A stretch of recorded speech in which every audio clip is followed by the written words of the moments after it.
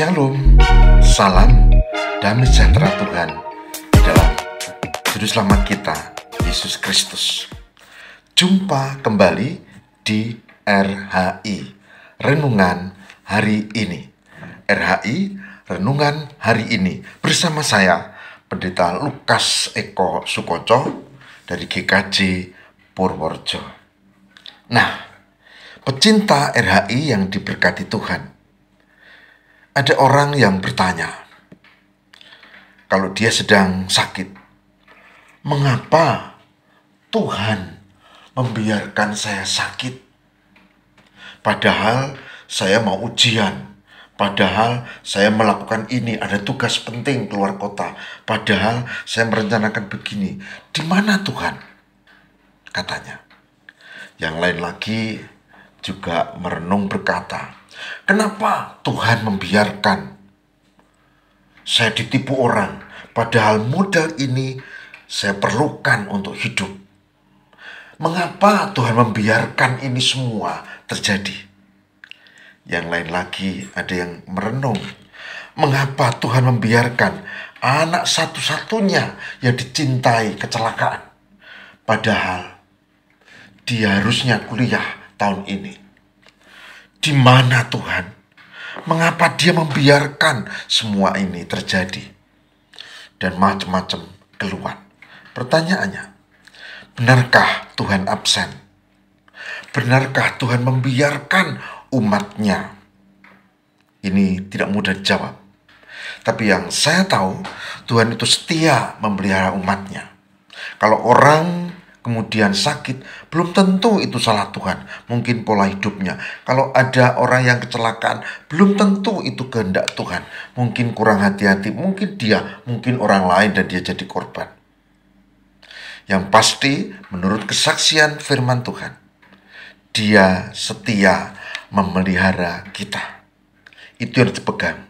Maka kita harus jalani hidup dengan hati-hati supaya kita tidak salah untuk menghayati kehidupan dan jatuh pada hal yang tidak benar. Tuhan setia.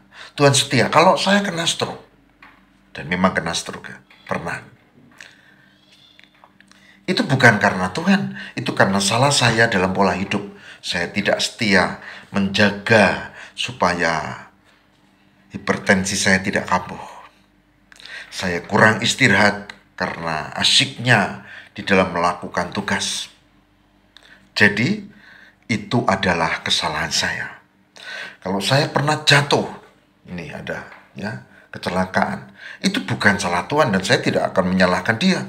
Itu karena saya tergesa-gesa, kurang hati-hati dan akhirnya kecelakaan. Jadi, hati-hati untuk membuat kesimpulan.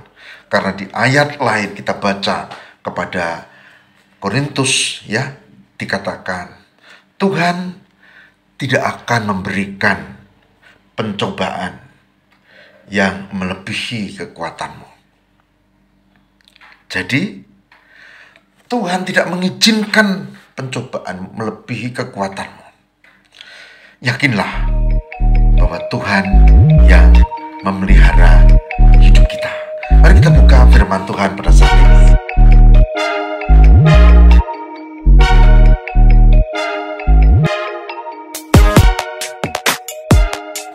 Kitab Mazmur 91 ayat 7. Mazmur 91 ayat 7. Walau 1000 orang rebah di sisimu dan 10.000 orang rebah di sebelah kananmu, tapi itu tidak akan menimpa engkau. Demikian firman Tuhan. Nah, firman ini memberi catatan yang tegas bahwa kita bisa menghadapi kejadian-kejadian yang luar biasa dan aneh. Tetapi Tuhan memelihara, Tuhan menjaga, Tuhan menyertai, dan Tuhan tidak mengizinkan kita menjadi celaka. Ayat lain kita tahu Tuhan tidak merancang celaka, tapi merancang berkat buat kita. Oleh sebab itu saudara, meyakini pemeliharaan Tuhan menjadi penting. Dan itu harus dipegang teguh. bahwa Tuhan setia. Dia menjaga, memelihara kita. Yakinlah itu.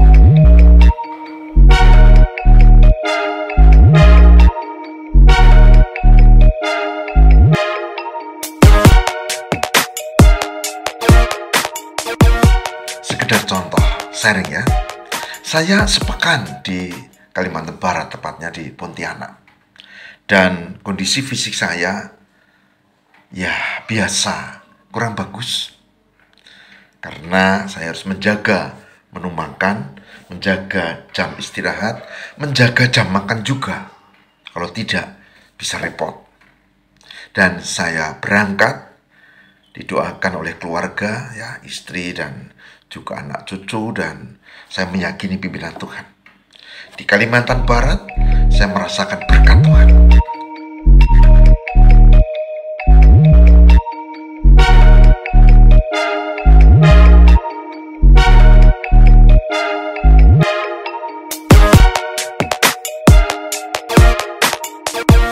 Memang senang dengan durian, apalagi bagus-bagus ya.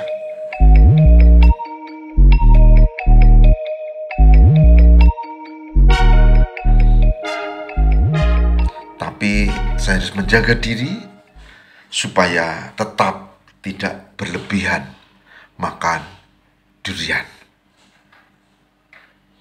Saya ditawari makanan-makanan yang khas, ya tentu enak. Tapi karena kurang biasa, misalnya daging ular. Lihat teman-teman saya dari Atambua, dari Jawa Timur, ya, lokal di sini, dari Jakarta, lahap.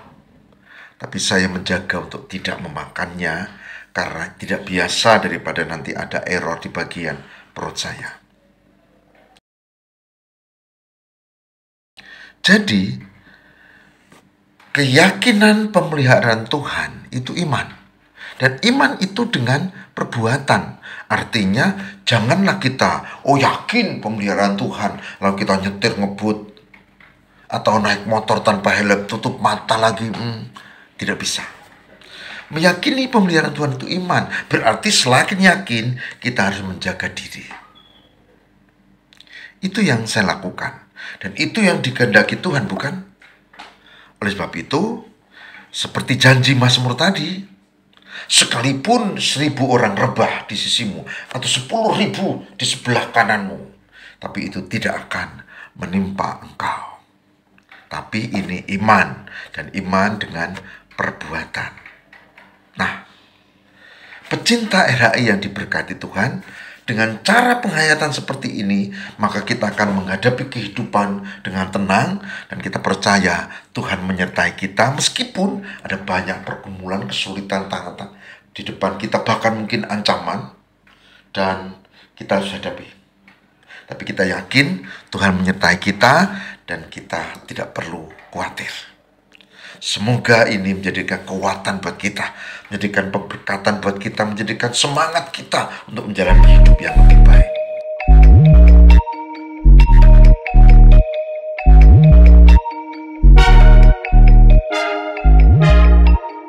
Mari kita bersama berdoa. Tuhan berkatilah supaya kami mampu menjalani kehidupan dengan iman bahwa Tuhan Sang pemelihara kehidupan yang sejati. Engkau tolong dan berkati kami, Engkau menyertai kami ya Allah. Semoga para pecinta RHI dengan pergumulan masing-masing, yang sehat, yang kurang sehat, yang sedang menghadapi rintangan persoalan yang berat, Tuhan yakinkan dan Tuhan berkati untuk mampu menghadapi dengan kasih Tuhan, pemeliharaan Tuhan. Terima kasih ya Allah. Demi Kristus pengantara kami berdoa berserah.